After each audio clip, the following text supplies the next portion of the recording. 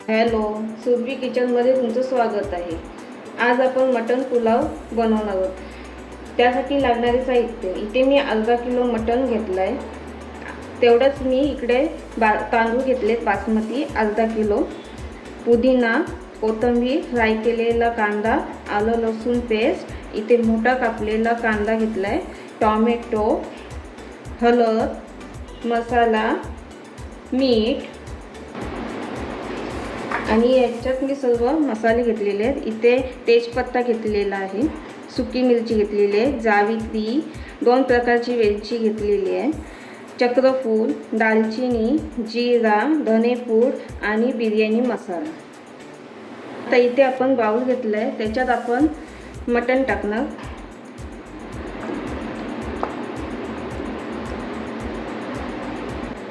आता त्याच्यात तेल,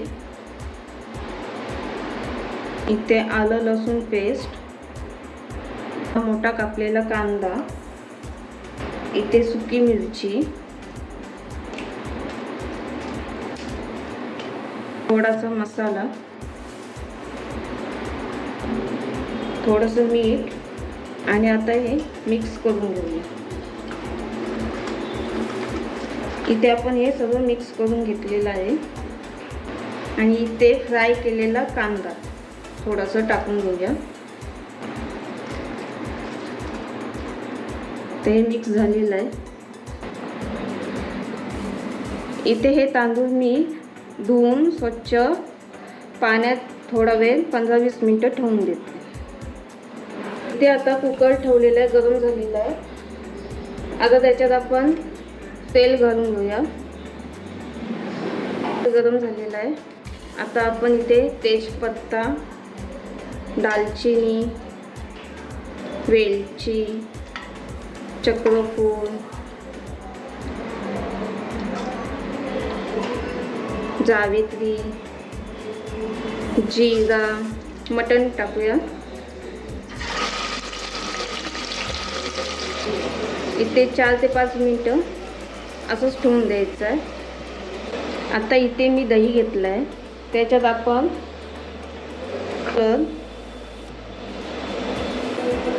मसाला, धनेपूड, बिर्याणी मसाला, फ्राय केलेला कांदा, पुदिना, कोथिंबीर आणि आता ते सर्व मिक्स करून घेऊया। मिश्रण तयार झालेलं आहे। हा बघा, मिश्रण सर्व तयार झालेलं आहे आपलं। आता आपण याच्यात हे मिश्रण तयार केलेलं ते आपण टाकून घेऊया मटणात।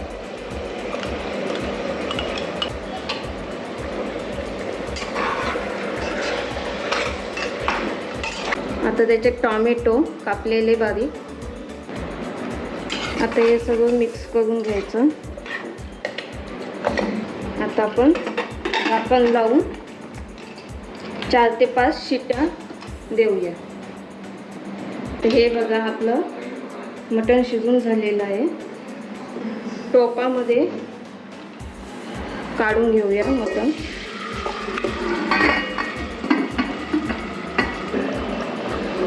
आता इथे आपण मटण शिजवलेलं तो टोपात काढून घेतले, तांदूळ टाकून घेऊया।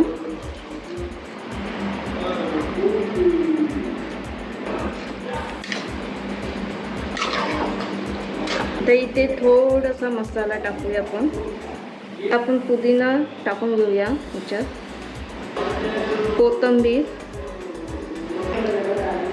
आणि मीठ। आता हे सर्व मिक्स करून घेऊया। गरम पाणी टाकून घ्या।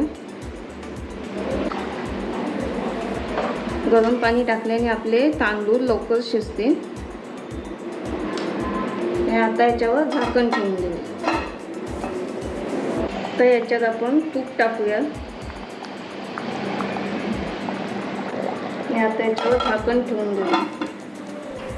आता आपण बघूया झालंय का। होत आलं तर वाफेवर ठेवून झाकण होऊन जाईल आपलं। बघूया झालंय काय।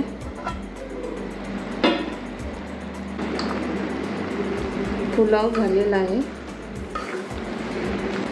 याच्यावर थोडीशी पुदिना आणि थोडीशी कोथिंबीर. पुलाव तयार आहे. हा बघा आपला मटण पुलाव तयार आहे. तुम्हाला ही रेसिपी आवडली असेल तर लाईक करा, शेअर करा, सबस्क्राईब करा.